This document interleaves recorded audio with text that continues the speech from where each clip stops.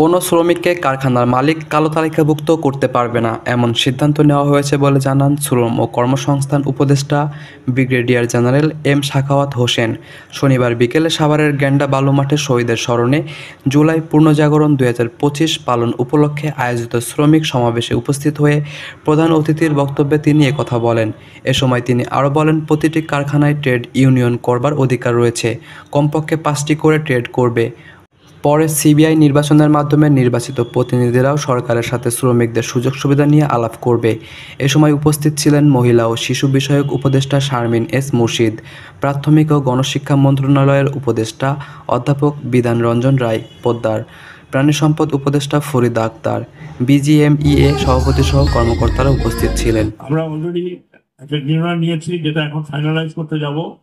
Trade ইউনিয়নের বিষয়টি আমরা অত্যন্ত শিথিল করেছি।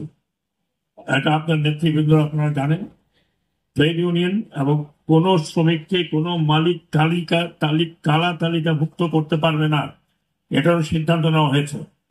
এটা করতে গেলে মন্ত্রণালয়ের কাছেই আমরা এই ক্ষমতাটা রাখতে চাচ্ছি। আমরা ট্রেড ইউনিয়নের কারোর নাম প্রকাশ্য করতে দিচ্ছে না, শুধুমাত্র এবং ইন্সপেকশনও হবে না, শুধুমাত্র তাদেরই যাদের সম্বন্ধে হয়তো আমাদের কোনো সন্দেহ থাকতে পারে।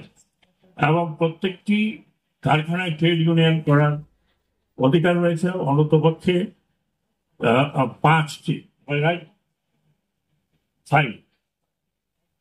মিনিমাম 5টি ট্রেড ইউনিয়ন একটি জায়গায় পড়বে।